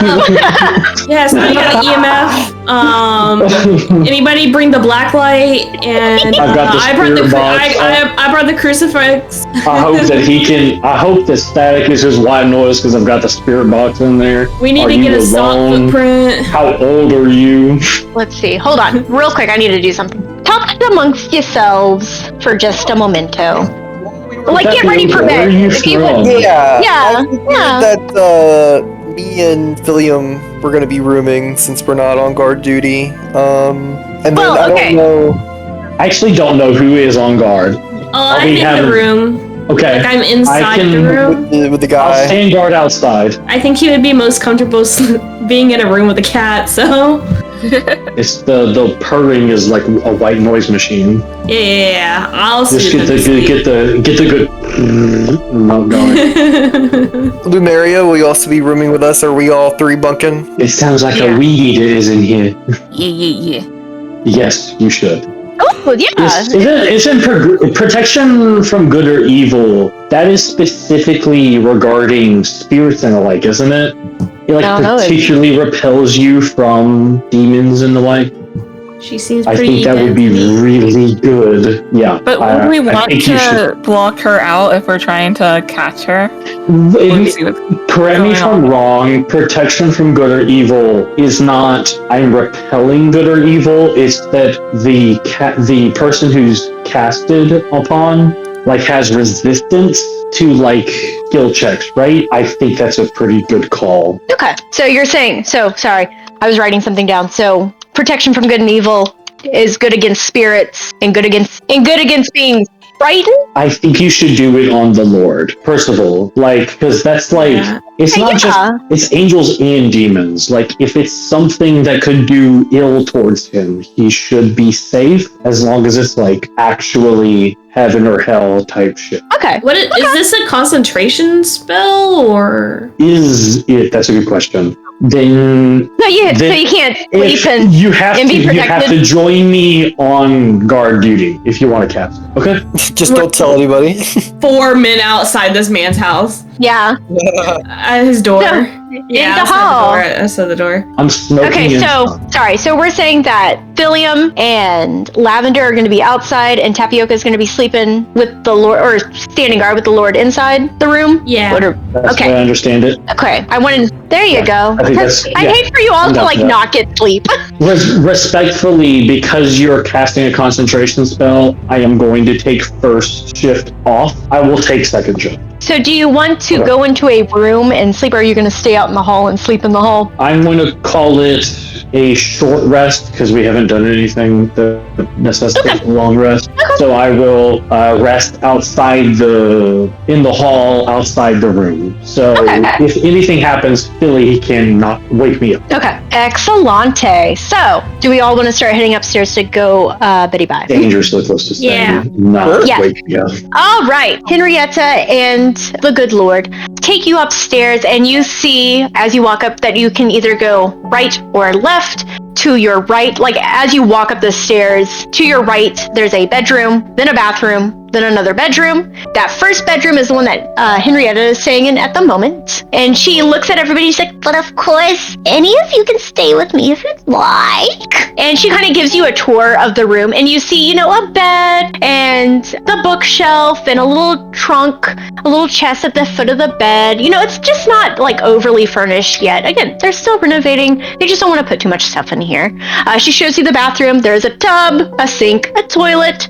The next bedroom, bed, bookshelf, flowers, a little sitting chair, a little book nook. And then on the left side, there is another bedroom. Again, bed, trunk, chest, bookshelf, flowers. And then in the Lord's room, all the same stuff, but just a little bit more decorated, because this is the Lord and Lady's room. It's the biggest room. So, where do we all want to sleep tonight? I know that 2 men will be out in the hall. The Lord walks in, really quick. He decides to kind of close the door, get dressed, and then he kind of opens the door and looks at Tapioca. He's like, would you like the room for a moment to dress for bed, or are you good? And so he doesn't quite know, stop that. I'm sorry. No, you're being so bad. So this is just a little sidebar thing. This is a fun little thing. You notice that the way that Percival and William and Henrietta have treated everybody is very much, there's nothing special. You are a person, I want to treat you as a person. I see you as an equal. Everybody in town, especially with Tapioca and the tieflings, there was a bit of surprise. This is strange, exotic, new. And Rosalind kind of had the same vibe, but in a most charming, loving way. She was just oh, surprise, surprise. She's not trying to make us feel like the other. She's just not used to people like her. Yeah.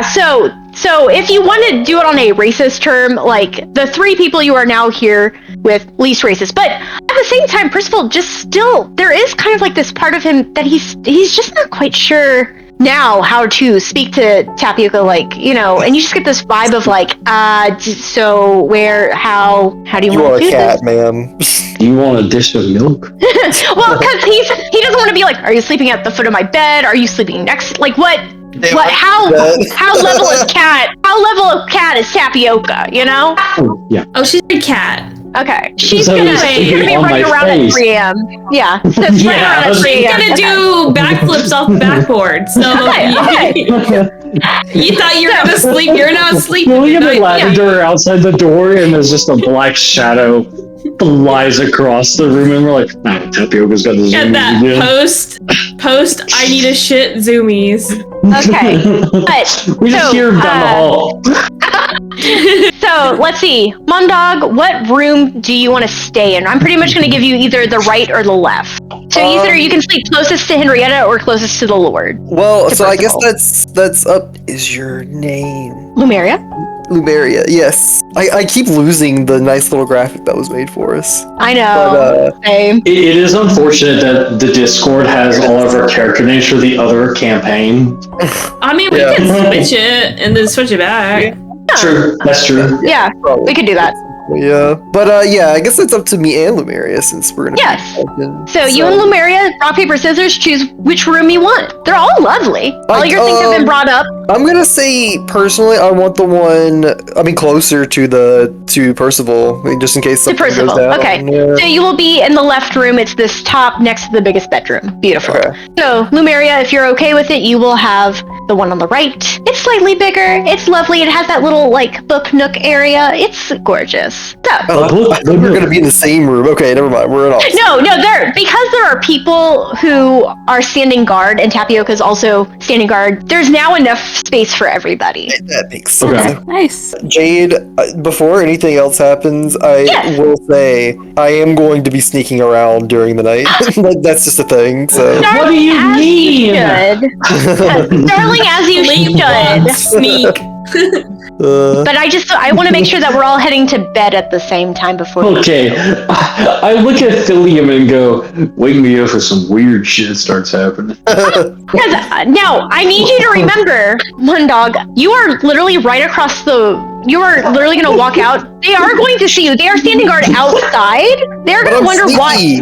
No, you're fucking not. It's an open hallway. What the Hey, fuck I guess the dice will tell. I guess the dice will roll and find out. Is there a window? There is a window. Ooh. So, hey, all right. Do we all want to start heading to bed then to get the fun started? Okay, so let me set the scene. So the moon has now risen. It is a waxing moon, and yet somehow it is beautiful. It is still lighting up the night, but there does seem to now feel like this chill. Earlier it was muggy. Waxing gibbous. Waxing gibbous. There's a waxing gibbous outside, and actually fucking beautiful. Anyways. 3/4 moon. God damn, 3/4. But there does kind of seem to be this chill, especially Tapioca, as you enter the Lord's room, because you can just feel his nerves. There is this sense of like everything's gonna be fine, but there's still that worry in the back of his mind, and it's just coming through. He's tired. He can't hold it together anymore, but he does look at you and smile, and he starts to settle into his bed. And Tapioca, you also notice, everybody notices. Biscuits on his chest. Well, so you know what, that start purring, calm him down. But everybody in their bedrooms, Henrietta, good night, everybody. She goes into her room. In every room? Flowers in every room? What? Oh, I thought you said she walks into every room. She kind of does. She says, good night, my lord. And she walks into her room. So everybody has like this calming aroma of flowers and everything. But like I said, Tapioca, like your room, like the smell, it's floral, it's fragrant, it's just a little off. And like, the room feels weird. Like it just feels weird. She drugged those flowers. And the longer you stay in here, like the more you just feel off. But you promise to stay guard, and you do. So, everybody is now hunkering down to sleep. Do we want to say anything? Mundog, you want to go sneaking? I gotta go to the bathroom, start with everybody else first. Okay. All right. Everybody just... While Mondog is trying to go to the bathroom, Lavender is trying to teach Philium a secret handshake. Okay, yeah, you know what? I want to see if you guys can come up with a secret handshake. You know what? Clasp it. You gotta. Yes, you can roll. And then clasp. Clap and clap. Ooh. I want you to know that if you can roll high enough, I'm generous and I like to be fun. I like to be a little fun and flirty. If you can make a secret handshake and learn it before, like roll high enough so you quote unquote learn it. What's this check? Is it like just a flat dexterity or like what do you? Yeah, let's do dexterity. Dexterity seems good. What do you mean? Dexterity. So if you can. No, we're both charisma builds. We can do a charisma check. No, you've already said dexterity. God damn it. Yeah, I'm kind, but at a cost. So. No, that's fair. That's fair. If you can get this right, you can use this as like a way to pump each other up and get an advantage dice. Philium, it's time. It's time. We've got this.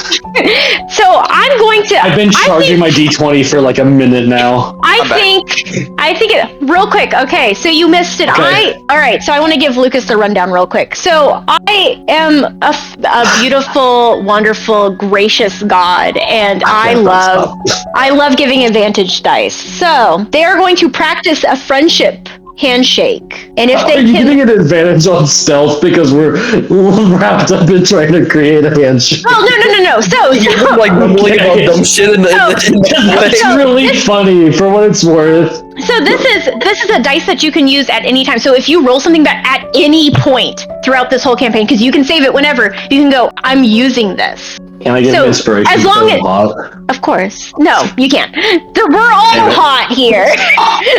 Who's getting the inspiration dice?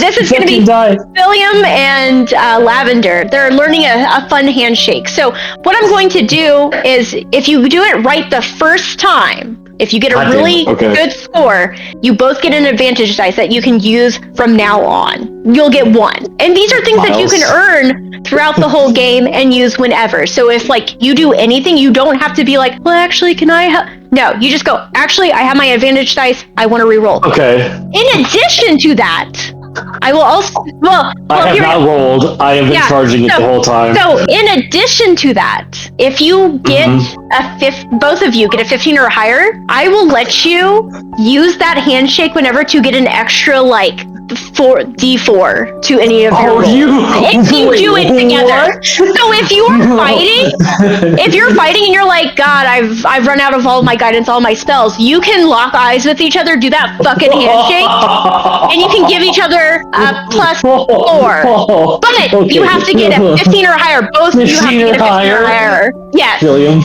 Miles, are you rolling real dice or not? What'd you get? You did? Yeah. I did it? Okay, hold on. Miles, if you want to, again, I'm gracious. I'll let you roll again. Oh no. It's not. No, it's not.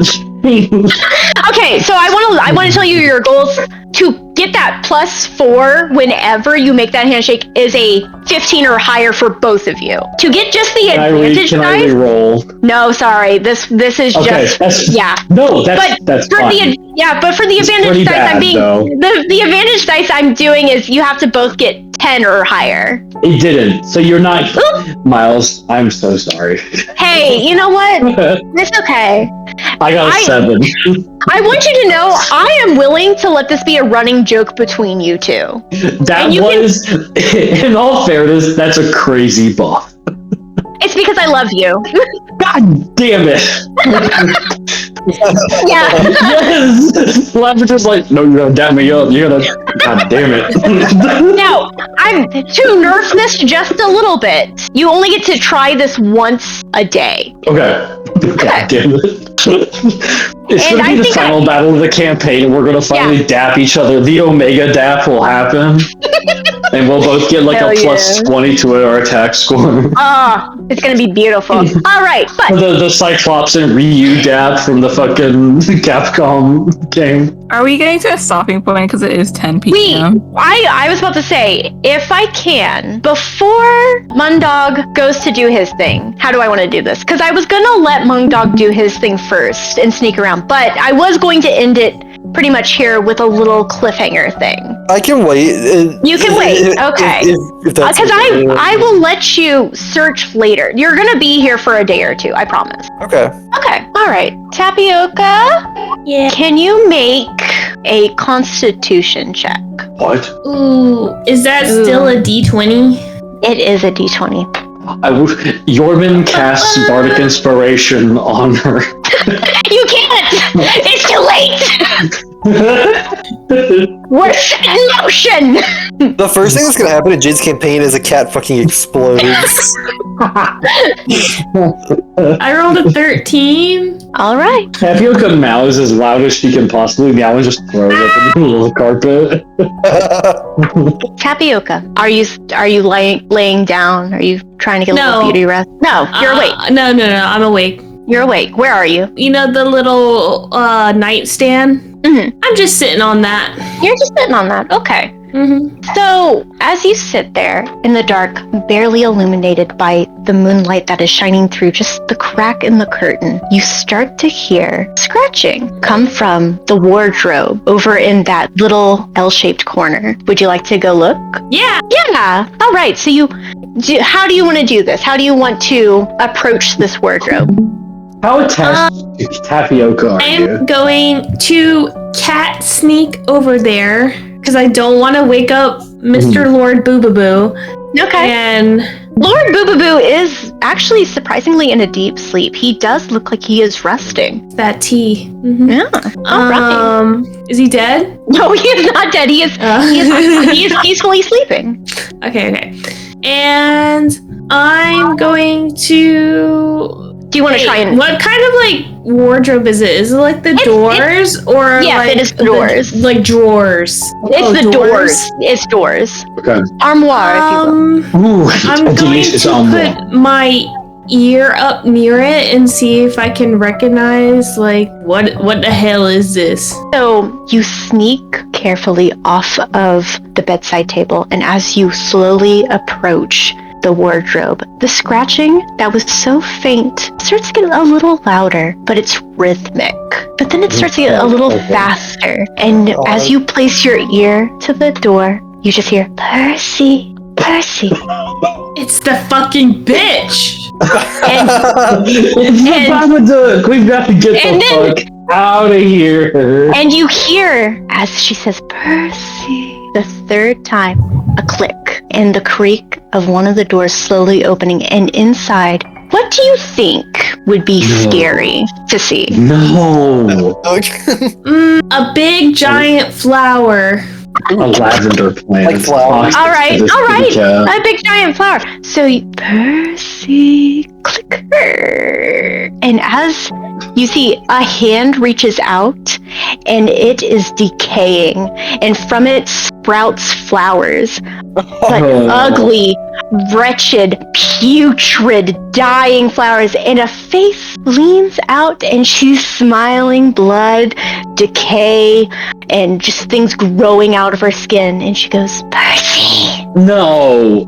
Lilies. She's got lilies on her. She's got lilies, and that's where we're gonna end. I'm just glad it ain't me. That's so good. Wow. Wait, so do we play tomorrow? Can we?